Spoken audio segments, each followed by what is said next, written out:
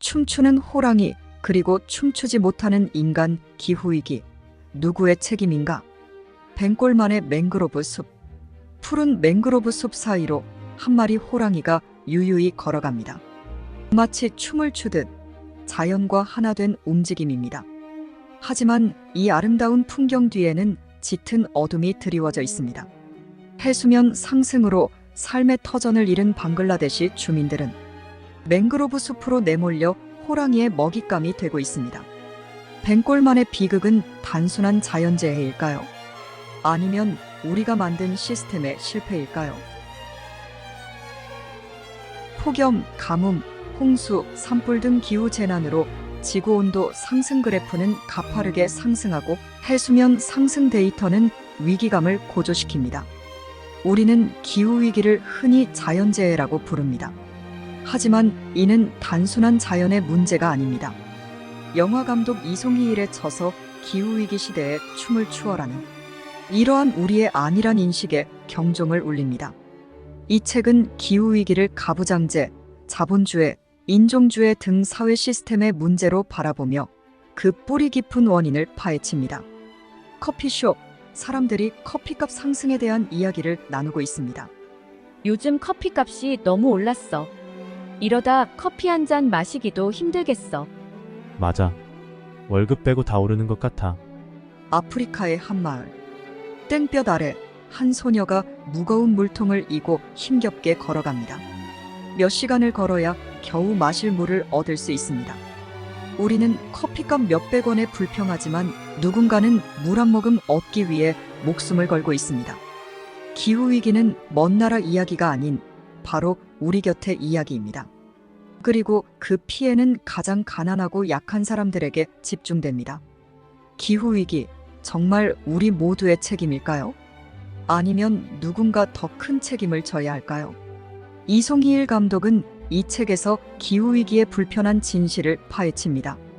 우리가 외면해왔던 불편한 진실, 그리고 우리가 춤추는 지구를 되찾기 위해 해야 할 일들을 함께 고민해봅시다.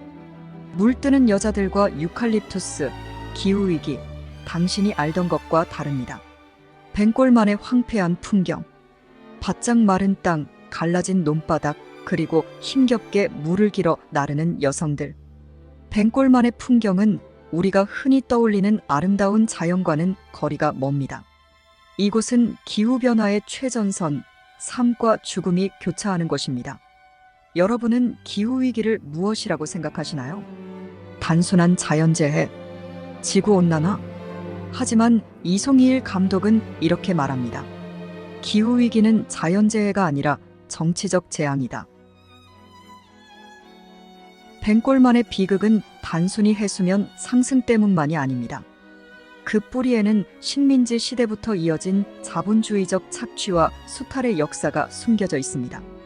영국 식민지 시절 뱅골만. 푸른 맹그로브 숲이 울창했던 뱅골만. 하지만 영국 식민정부는 이곳을 농업 플랜테이션으로 바꾸기 위해 대규모 간척 사업을 벌였습니다. 이로 인해 자연적인 물의 흐름이 막히고 토양은 염분화되어 농사를 지을 수 없게 되었습니다. 식민주의는 자연을 착취하고 인간을 억압하는 시스템이었습니다. 이러한 착취의 역사는 오늘날 기후위기의 씨앗이 되었습니다. 끝없이 펼쳐진 유칼립투스 숲. 하지만 이 숲은 생태계의 재앙입니다. 유칼립투스는 물을 엄청나게 흡수하고 토양을 척박하게 만들며 특유의 오일 성분 때문에 산불이 나면 폭발적으로 번집니다. 유칼립투스는 식민지 개척과 함께 널리 심어졌습니다. 빠른 성장 속도와 높은 경제적 가치 때문에 선택되었지만 생태계 파괴라는 끔찍한 결과를 가져왔습니다. 유칼립투스 정말 필요했을까요? 경제적 이익을 위해 자연을 희생시키는 것이 과연 옳은 일일까요? 이송희일 감독은 이렇게 묻습니다. 인간이 지구 시스템을 변화시켰다는 인류세 담론은 과연 옳은가? 인류세는 기후위기의 책임을 모든 인간에게 균등하게 돌리는 개념입니다. 하지만 기후위기를 초래한 것은 모든 인간이 아니라 특정한 권력과 자본을 가진 집단입니다. 탄광, 공장, 대규모 축산시설, 석탄을 캐는 탄광, 매연을 내뿜는 공장, 그리고 수많은 가축들이 밀집된 축산시설. 이러한 산업시설은 막대한 온실가스를 배출하며 기후위기를 가속화합니다. 기후위기는 거대한 자본과 권력이 만들어낸 결과입니다. 우리는 이러한 시스템에 맞서 싸워야 합니다. 기후정의 시위. 전 세계에서 기후정의를 외치는 사람들. 그들은 기후위기가 불평등의 문제이며 가장 큰 피해를 입는 것은 가난하고 약한 사람들이라고 주장합니다. 우리는 기후위기의 진실을 직시하고 정의로운 해결책을 찾아야 합니다. 춤추는 지구를 되찾기 위해 우리 모두가 함께 행동해야 합니다. 기후위기의 심리학 괜찮아, 지구는 안 망해 라고 생각하는 당신에게 뉴스 속보. 오늘 서울의 낮 최고 기온이 38도를 기록하며 올해 최고치를 경신했습니다. 연일 계속되는 폭염으로 온열 질환자가 속출하고 있습니다. 에어컨 바람을 쐬며 핸드폰을 보는 사람들. 카페 안 사람들은 더위를 피해 에어컨 바람을 쐬며 핸드폰을 보고 있습니다. 화면에는 폭염, 산불, 홍수 등 기후 재난 뉴스가 가득하지만 사람들의 표정은 무덤덤합니다. 지구가 불타고 있는데 왜 우리는 아무렇지 않은 걸까요? 기후위기는 분명 심각한 문제입니다. 하지만 우리는 왜 이렇게 무관심할까요? 이송희일 감독은 기후위기 시대에 춤을 추어라에서 이러한 현상을 정상성 편향이라고 설명합니다. 정상성 편향 실험. 개구리를 뜨거운 물에 넣으면 바로 뛰쳐나오지만 차가운 물에 넣고 서서히 온도를 높이면 삶아질 때까지 가만히 있는다는 실험을 보여줍니다. 우리도 개구리와 같습니다. 서서히 진행되는 기후변화에 둔감해져 결국 돌이킬 수 없는 상황에 처할 수 있습니다. 이것이 바로 정상성 편향의 무서움입니다. 기후 우울증을 겪는 사람들. 기후변화에 대한 불안감으로 잠 못 이루고 일상생활에 어려움을 겪는 사람들. 기후위기에 대한 걱정이 너무 커져 무기력증, 불안, 우울 등을 겪는 사람들도 있습니다. 이를 기후 우울증이라고 합니다. 기후위기 걱정해야 할까요? 아니면 무시해야 할까요? 정답은 둘 다 아닙니다. 기후위기를 외면하는 것도 지나치게 불안해하는 것도 해결책이 될 수 없습니다. 기후행동에 참여하는 사람들. 시위, 캠페인, 교육 등 다양한 방식으로 기후행동에 참여하는 사람들. 우리가 해야 할 일은 기후위기를 제대로 인식하고 적극적으로 행동하는 것입니다. 작은 실천들이 모여 큰 변화를 만들 수 있습니다. 이송희일 감독은 우리에게 묻습니다. 우리는 춤출 것인가 아니면 끓는 물속의 개구리가 될 것인가? 춤추는 사람들. 기후위기 시대, 우리는 절망 대신 희망을 선택해야 합니다. 춤추는 지구를 되찾기 위해 우리 모두가 함께 행동해야 합니다. 이메일을 지우면 산불이 꺼질까? 기후 빌런은 따로 있다. 한 사람이 컴퓨터 앞에 앉아 분주하게 마우스를 클릭합니다. 화면에는 받은 편지함이 가득 차 있고 쉴 새 없이 삭제 버튼을 누르는 손길이 바쁩니다. 지금 뭐 하시는 거예요? 지구를 구하고 있어요. 이메일을 지우면 탄소 배출량을 줄일 수 있다잖아요. 이메일을 지우면 산불이 꺼질까? 기후위기 시대, 우리는 끊임없이 개인의 책임을 강조하는 메시지에 노출됩니다. 텀블러를 사용하고 대중교통을 이용하고 전기를 아끼는 것. 물론 중요한 실천입니다. 하지만 이것만으로 기후위기를 해결할 수 있을까요? 텀블러를 든 사람과 석유 시추선. 한 손에는 텀블러를 들고 다른 손으로는 플라스틱 빨대를 줍는 사람의 모습과 쉴 새 없이 석유를 퍼올리는 시추선의 모습. 우리가 텀블러를 사용하는 동안 석유 기업들은 막대한 양의 탄소를 배출하며 지구를 오염시키고 있습니다. 이메일 몇 개를 지우는 것보다 석유 시추선 하나를 멈추는 것이 더 큰 효과를 가져오지 않을까요? 기후 빌런은 따로 있다. 이송희일 감독은 기후위기 시대에 춤을 추어라에서 이러한 개인의 책임 전가 이데올로기를 비판합니다. 그는 기후위기의 주범은 따로 있다고 말합니다. 바로 막대한 자본과 권력을 가진 기업들, 그리고 이들을 규제하지 않는 정부입니다. 기후변화 대응에 소극적인 정치인들. 기후변화 대응에 미온적인 태도를 보이는 정치인들의 모습. 정치인들은 기업의 이익을 보호하기 위해 환경 규제를 완화하고 기후변화 대응에 소극적인 태도를 보입니다. 이러한 정치적 무능력은 기후위기를 더욱 악화시키는 원인이 됩니다. 개인의 노력은 정말 의미가 없는 걸까요? 물론 아닙니다. 개인의 노력은 중요합니다. 하지만 개인의 노력만으로는 기후위기를 해결할 수 없습니다. 우리는 기업과 정부에게 책임을 묻고 시스템 변화를 요구해야 합니다. 기후행동에 참여하는 시민들, 기후시위, 캠페인, 소비자 운동 등 다양한 방식으로 기후행동에 참여하는 시민들의 모습, 우리의 목소리를 모아 기업과 정부를 압박하고 지속 가능한 사회를 만들어야 합니다.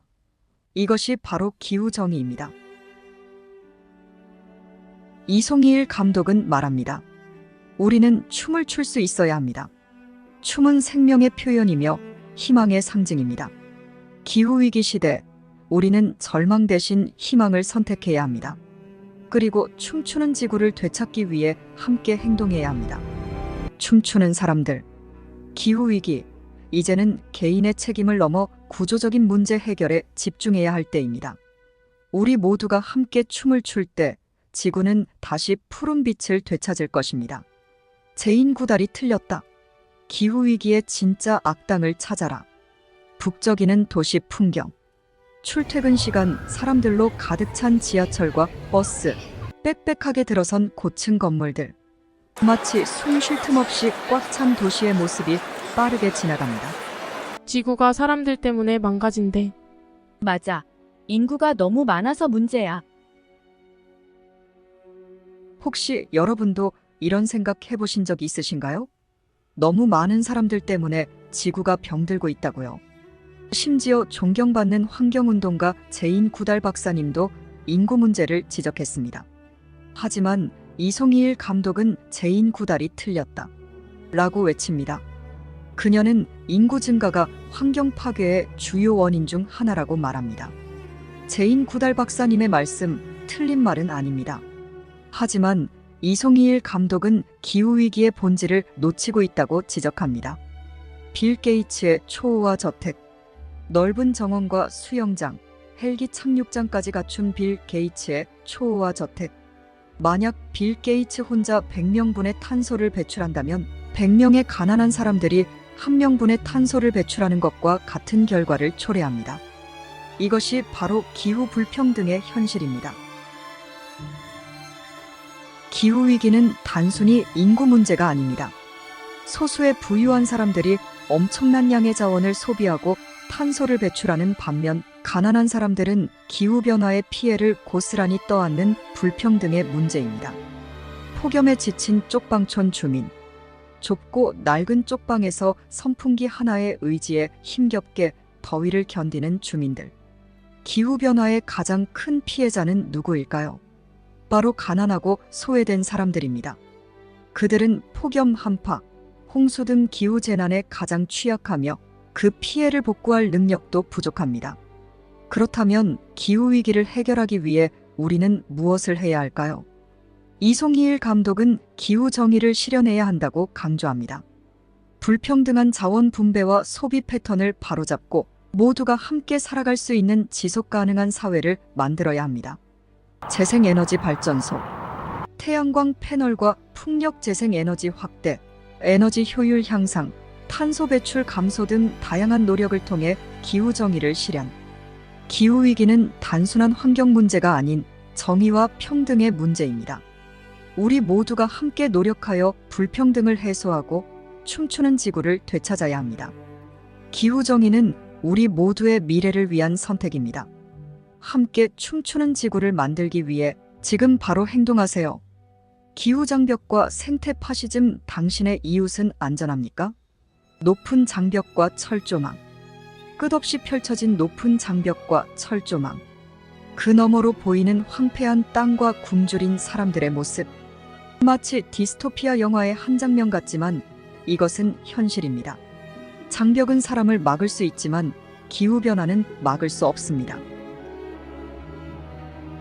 기후위기는 단순히 환경 문제를 넘어 새로운 형태의 폭력과 배제를 야기하고 있습니다.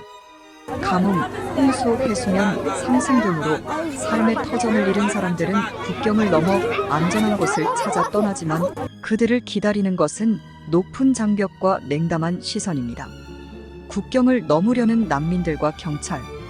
기후 난민은 범죄자가 아닙니다. 그들은 단지 살기 위해 떠나는 것입니다. 이송희일 감독은 기후위기 시대에 춤을 추어라에서 이러한 기후 난민 문제를 심층적으로 다룹니다. 그는 기후위기가 야기하는 폭력과 배제 현상을 생태파시즘이라는 개념으로 설명합니다. 생태파시즘은 환경보호를 명분으로 특정 집단을 배제하고 차별하는 위험한 이데올로기입니다. 과거 나치는 순수 혈통과 자연보호를 연결시키며 유대인 학살을 정당화했습니다. 생태파시즘? 설마 지금도 그런 일이 일어날까요? 놀랍게도 생태파시즘은 현재 진행형입니다. 기후위기가 심화되면서 자원을 둘러싼 갈등이 심화되고 이는 특정 집단에 대한 혐오와 차별로 이어지고 있습니다. 난민 혐오 시위. 난민 수용에 반대하는 시위 현장이 보입니다. 시위대는 난민들이 자원을 빼앗고 사회 질서를 어지럽힌다고 주장합니다. 우리는 이러한 혐오와 차별에 맞서야 합니다. 기후위기는 특정 집단의 문제가 아니라 우리 모두의 문제입니다. 우리는 모두 연결되어 있습니다. 기후위기를 극복하기 위해서는 연대하고 협력해야 합니다. 이송희일 감독은 기후위기 시대에 춤을 추어라를 통해 우리에게 묻습니다. 우리는 어떤 미래를 선택할 것인가? 제국적 생활양식 자동차를 파묻어라. 당신의 드림카가 지구를 망치고 있다. 출근 시간 꽉 막힌 도로 위에는 자동차들이 꼬리에 꼬리를 물고 늘어서 있습니다. 매연과 경적 소리가 가득한 도시의 풍경은 답답함을 넘어 숨이 막힐 지경입니다. 와, 저 차 멋지다. 나도 저런 차 갖고 싶다. 전기차니까 환경에도 좋겠지. 당신의 드림카 정말 친환경적일까요? 우리는 자동차를 편리함과 자유의 상징으로 여깁니다. 특히 최근에는 전기차가 친환경적인 대안으로 떠오르면서 더욱 매력적으로 다가오죠. 하지만 이송희일 감독은 기후위기 시대에 춤을 추어라에서 이러한 생각에 반기를 듭니다. 자동차 생산 공장, 쉴 새 없이 돌아가는 기계, 컨베이어 벨트 위를 끊임없이 지나가는 자동차 부품들. 엄청난 에너지와 자원이 소모되는 자동차 생산 공장의 모습은 숨막힐 정도입니다. 자동차는 생산 단계부터 엄청난 탄소를 배출합니다. 철, 알루미늄, 플라스틱 등 다양한 재료를 채굴하고 가공하는 과정에서 엄청난 에너지가 소모되고 숲은 파괴되며 폐기물이 발생합니다. 콩고의 코발트 광산. 어린아이들이 위험한 코발트 광산에서 맨손으로 광물을 캐는 모습이 보입니다. 코발트는 전기차 배터리의 핵심 원료입니다. 전기차는 정말 친환경적일까요? 배터리에 들어가는 코발트 채굴 과정에서 발생하는 환경 파괴와 인권 침해는 어떻게 설명할 수 있을까요? 이송희일 감독은 이러한 문제를 추출주의라고 부릅니다. 추출주의는 자연과 인간의 노동력을 무분별하게 착취하는 경제 시스템입니다. 우리의 편리함을 위해 누군가는 희생당하고 있습니다. 그렇다면 우리는 어떻게 해야 할까요? 자동차를 포기해야 할까요? 물론 자동차를 완전히 포기할 필요는 없습니다. 하지만 우리는 자동차에 대한 의존도를 줄이고 대중교통, 자전거, 도보 등 지속 가능한 이동수단을 활용해야 합니다. 자전거를 타고 출근하는 사람들, 활기찬 표정으로 자전거를 타고 출근하는 사람들의 모습이 보입니다. 자동차 대신 자전거를 이용하면 건강도 챙기고 교통체증도 줄이며 탄소 배출도 줄일 수 있습니다. 이것이 바로 지속 가능한 삶의 시작입니다. 이송희일 감독은 우리에게 묻습니다. 우리는 어떤 삶을 선택할 것인가? 편리함을 위해 지구를 희생시키는 삶, 아니면 지속 가능한 삶을 위해 불편함을 감수하는 삶. 선택은 우리의 몫입니다. 푸른 숲과 맑은 하늘 아래 뛰어노는 아이들. 아이들이 푸른 숲과 맑은 하늘 아래 걱정 없이 뛰어노는 모습. 우리의 선택은 우리 아이들의 미래를 결정합니다.